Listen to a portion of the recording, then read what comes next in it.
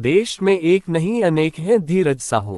कांग्रेस के सांसद धीरज साहू के घर से करोड़ों रुपयों की नकदी मिलने से सत्तारूढ़ दल को कांग्रेस पर वार करने का मौका मिल गया है, लेकिन हकीकत यह है कि देश के हर एक राजनीतिक दल में एक नहीं अनेक धीरज साहू हैं। एक की सिमसिम खुल गई है और बाकी की नहीं। धीरज साहू कांग्रेस में है, इसलिए पूरी कांग्रेस को लपेटा जा रहा है, लेकिन जो कारोबार धीरज साहू का है, ऐसे कारोबार करने वाले कमोबेश हर दल में व्याप्त है। सबसे पहली बात तो ये है कि धीरज साहू कोई दूध के धुले नहीं है, शराब से धुले हैं। शराब का कारोबार उनका खानदानी पेशा है।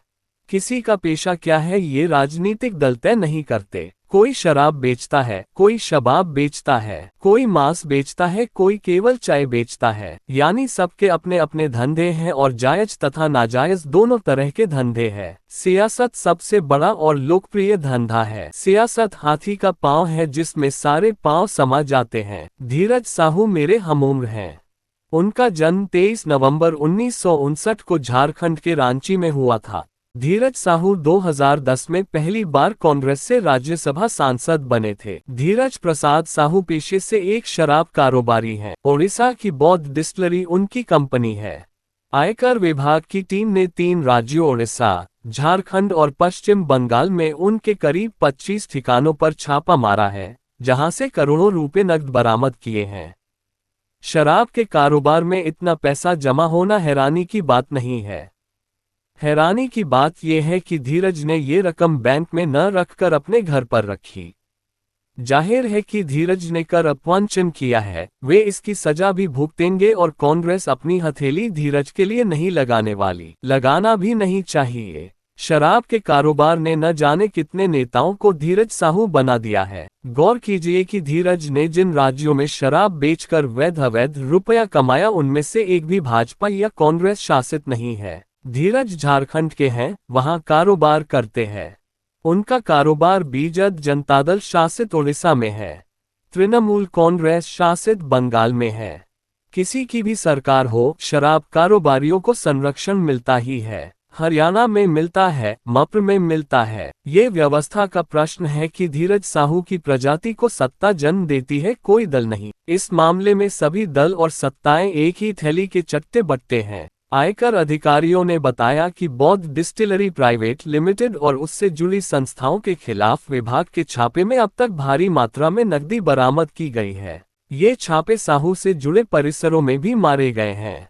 आयकर विभाग ने राशि की गिनती के लिए 3 दर्जन से अधिक नोट गिनने वाली मशीनें लगाई हैं। मशीनों की सीमित क्षमता की वजह से बेहिसाब राशि को गिनने में समय लग रहा है। आधिकारिक सूत्रों ने शनिवार को कहा कि जब्त की गई रकम 290 करोड़ तक पहुंचने की उम्मीद है, जो किसी भी एजेंसी द्वारा एक ही अभियान में बरामद किए गए काले धन का अब तक का सबसे बड़ा भंडार होगा। धीरज के यहां से मिली रकम से जाहिर है कि देश का आयकर विभाग भी धीरज के कारोबार को अनदेखा करता रहा है, अन्यथा धीरज कैसे इतनी बड़ी रकम अपने यहां छिपाकर रख सकता था। धीरज कर चोर है तो अदालत उसे सजा देगी। धीरज को फांसी पर तो लटकाया नहीं जाएगा, ज्यादा से ज्यादा उसकी संपत्ति जब्त कर ली जाएगी या उसे कुछ साल की जेल हो जाएगी, और मुमकिन है कि धीरज के लेखापाल सारी जब्त रकम का हिसाब देकर जुर्माना भरकर आजाद भी हो जाएं, लेकिन इससे भ्रष्टाचार का रंग फीका नहीं हो जाता। देश का दुर्भाग्य यह है कि हमारे यहाँ का कानून, हमारी न्याय व्यवस्था इतनी उदार है कि अव्वल तो आरोपी पके नहीं जाते, और यदि पके जाते हैं तो उनके बचाव के तमाम रास्ते होते हैं। इसलिए कोई भी धीरज साहू बनने से डरता नहीं है। न जाने कितने धीरज साहू देश को चूना लगाकर विदेश भाग गए।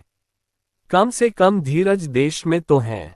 उनके खिलाफ कार्रवाई तो की जा रही है।